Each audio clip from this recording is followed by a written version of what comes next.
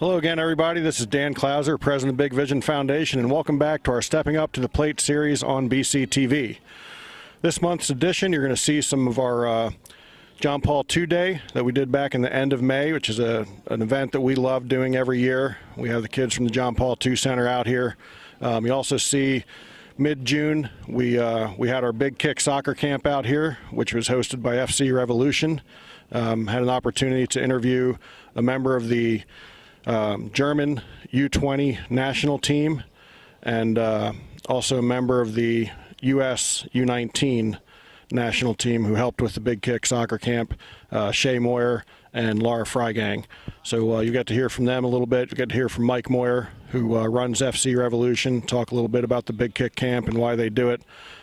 We also this month hosted the Berks County Coaches baseball camp, and we interviewed Dave Voigt to talk a little bit about that and why they loved coming out here to the complex to host that camp. A bunch of high school coaches from Berks County were out here helping host the camp and took advantage of the great facility that we have out here. And then earlier in the year, we had talked to some of the founders of the Berks County Senior Softball League, and that league is now up and running and well on its way to a successful first season. So we've got some footage of that. That takes place every Tuesday and Thursday out here at the Big Vision Sports Complex. Games start at 10 a.m. So again, very exciting time seeing these guys out here and playing softball and having fun and take advantage of our complex. So June was a really busy month for us, so we hope you enjoy the show and see some of the highlights. We're out here right now at the George Bradley No-Hit Classic, and we're celebrating the fact that George Bradley, a native of Reading, Pennsylvania, threw the first no-hitter in Major League Baseball history, and we run this tournament to commemorate that accomplishment that he had and bring awareness to that we had a resident of Reading, Pennsylvania, throw the first no-hitter on July 15th, 1876, when his St. Louis Brown Stockings defeated the Hartford Dark Blues 2-0. So pretty cool that that's part of our history here locally, and we love being able to showcase that here at our facility. So enjoy the show, and we'll see you next month. Always be sure to check us out at bigvisionfoundation.org.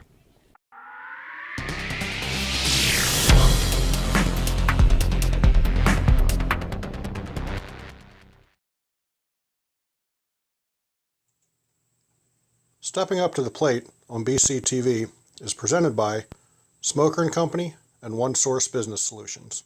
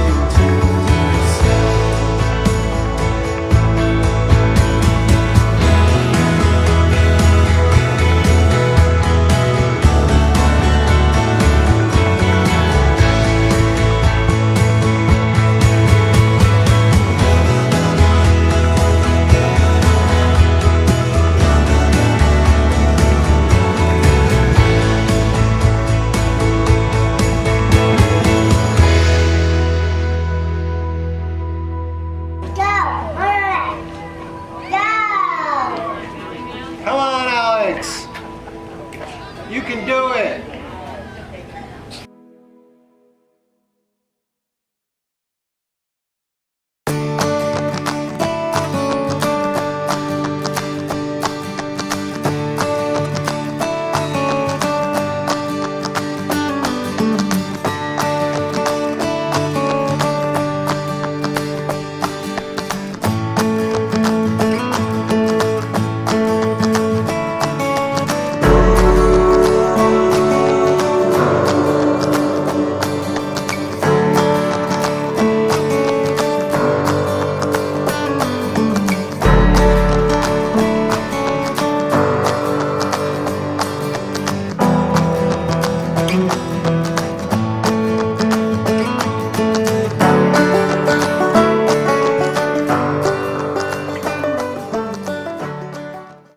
Hello again, everybody. This is Dan Klauser, president of the Big Vision Foundation. We're out here at the Big Vision Sports Complex during the Big Kick soccer camp. We've also got some senior softball going on. We got some Berks County baseball coaches camp going on as well. And right now I'm joined with Shay Moyer from FC Revolution, a sophomore at Penn State and also a member of the U19 U.S. Women's National Team. Shay, thanks for joining me today. Yeah, thank you for having me. So Shay, you've been with FC Revolution your entire career. Your dad and uncle are very heavily involved with FC Revolution, obviously being the blood and guts of the organization. So you've been participating in the Big Kick camp as a participant, and now you're out here as an instructor. Tell me, how that whole evolution takes place and what it's like, knowing that you were one of these little girls out here getting instructed, and now you're doing the instruction. What's that like? Yeah, it's so awesome. I mean, I've been coming to these Big Kick camps since I was a little kid, doing everything they're doing, kicking the soccer ball around, scoring goals, having fun. And as a coach now, I just try to make it as fun as possible for them so they have as much of a good time as I had when I did it. Awesome. And as I said, you're a sophomore at Penn State playing Division I soccer. Tell me some of the sacrifices you had to make to achieve that goal. Right. I wouldn't really consider anything a sacrifice because I love everything that I'm doing. But yeah, I mean, it's dedication for sure. Every day practicing, doing running, lifting, just making sure I'm in shape and ready to go to play at the Division I level. Awesome. And you also represent our country playing on the U19 Women's National Team. You've done a lot of traveling with that. Tell me what that's like for you as well. That's the biggest honor ever. It's obviously my goal to represent the country at the highest level, the full team, and it just means the world to me. It's a very humbling experience to be able to wear the crest and represent the country. That's very awesome. We had Allie Krieger out here a few years ago. I think you were part of that as well, and I know talking to her, just the honor it is, like you said, to represent the country is pretty awesome. So, wish you the best of luck. Thank you for joining us. And any last things you want to say to, any future campers out there, anybody who's got goals to, play Division I soccer or go on to play on the national team? Right. I would just tell you guys to keep working hard and having fun with it because that's the most important thing. Thanks a lot. Okay, thank you. Back here at the Big Vision Sports Complex, still now joined with Laura Freigang, who's a member of the U20 German women's national team and also actually just finished her career at Penn State because you are now going on to play professionally in the Women's League in Germany for Frankfurt. So your first year helping with the camp, tell me what it was like being around all these kids and helping teach the game. It's definitely really fun. This was my first time coaching. And it was definitely a new experience, but I really enjoyed it. The kids are all really nice. It was super fun. Yeah, and I learned a lot too. Awesome. How long have you been playing soccer, or I guess correctly, football? I started when I was 4, and I played with the boys for a couple of years, and then later on I played with girls and with women's teams. And then just 2 years ago I came to the U.S. to play for Penn State. Awesome. At what point in your soccer career did you decide that you really wanted to attain that highest level and go on and play professionally? I think when I got the first invitation for my first national team camp, I was about 14 years old, and that's when I really realized that I could have a chance to make it one day, and ever since I've tried. Awesome. So just recently signed a professional contract in Germany. What was that like to know that you've finally achieved that goal? It's definitely awesome. I'm really looking forward to it. I've been looking forward to it for a long time. It came a little sudden, I had the chance to practice with the team over the summer, and I really liked it. And I want to have a shot to make the full national team in Germany one day, so that's why I made the decision to make that next step a little earlier than I originally planned. Yeah, I guess it was a little bittersweet that you have to leave Penn State early to go on and play professionally, but I guess ultimately the goal is to play professionally. So, pretty cool to see that. Anything you want to say to any other young girls who are out there who are aspiring to play professionally, whether it's in the U.S. or abroad, or to try to make their national team? Yeah, definitely just have fun with it. I think that's the most important part. I had a phase where I had like 1 or 2 years where I didn't really have fun, and you don't really play well either. Then try to have fun with it, work hard, give it your all, and if it works out, it works out. If not, you tried. I think that's awesome, to achieve the level that you've achieved, to really point out the fact that it's still fun. At the end of the day, it's still a game, and to be able to get paid for it is awesome, but you still have to have fun. And I think that goes with any vocation that you do. You still have to have fun and enjoy what you do while you're out there doing it. So I think that's great advice to some young kids out there. So appreciate you joining me. Any last things you want to say before we sign off? No. All right. Well, good luck professionally, and thanks for coming out to our complex and helping Mike with the camp this year. And as always, check us out at our website at bigvisionfoundation.org or fcrevolution.com. All right, here we are, still out at the Big Vision Sports Complex. I'm now joined with the owner of FC Revolution, Mike Moyer. Mike, thanks for joining me today. Hey, it's a great day, and I'm happy to be here. Thanks a lot. FC Revolution is our soccer partner out here at the Big Vision Sports Complex. We love doing stuff with these guys. This week, as we talked earlier in the show, is the week of the Big Kick Soccer Camp, which FC has been doing here at our complex for the past 3 years and has been doing it since 1985. So, first of all, Mike, just tell me a little bit about the inception of the camp all the way back in '85 and how it's kind of evolved over the past 30 years. Yeah, we actually started running our first day camp in 1985 with Dennis Fick, who was the president of Coldwell Banker All-County Realtors. And from there, it evolved into Big Kick Soccer Camps. So we've been doing these day camps now for 33 years. That's awesome. I have 150 kids out here, which I think is awesome, and actually had to turn away many others. Getting these kids together, I mean, there's so many moving parts. I don't think when parents drop their kids off in the parking lot, they understand the work that has gone into this over the past probably 3 or 4 months to get everything organized. You have a great staff. We had a chance to talk to Shay and Laura earlier today. And I guess to have that type of pedigree of instructors out here for these kids, tell me how important that is to you to be able to put on a good camp. Yeah, there's no doubt. Without question, the staff is the camp. Without the staff coaches, like when I'm walking around to the different fields, I don't worry about it because we got a guy that was head coach at Westchester for 23 years. Brent Fenstemacher is the head coach at Brooks Catholic. Tyler Absalom's the head college coach. Jason Mall's a high school coach. Chris Labrador, Eric Franks, I go on and on and on. They're pros. They know how to teach the game. They know how to make it fun, so it makes it real easy for me as the director. Yeah, it's one thing, we get to interact with the staff a little bit over lunch, but not a lot. But, you can see they all have the best interest of the kids in mind. As we're going through the lunch line, they're helping kids get their water and take, lids off their water coolers and all that sort of stuff, which certainly isn't part of the job description, but is something that they kind of embrace, that They know they're here, for the kids ultimately. What's the age group of the camp this week? So we have as young as 6 and we have up to 14. Awesome. And boys and girls. And, next year, is it pretty much always going to be this same week? Yeah, it'll be the 3rd week of June, just like the Father's Day, the day after the weekend after Father's Day, the week after Father's Day, rather. Check 3. And no, I think that the most important thing for this day camp is our staff makes it fun. Soccer's a game. A game should be fun. And I think way too many people take the game too seriously. And we make sure that we teach the game properly. They have fun doing it, but they make sure they enjoy the game. That's what makes people want to keep playing it. And I think that's important. You just said it completely unprompted. Talk about, the fact that it's a game and having fun. And that's one of the things Laura brought up, who, is going to be playing at the professional level, that it's important for her to keep the game fun. And she talked a little bit about how she went through a 2-year stint where the game wasn't fun for her anymore.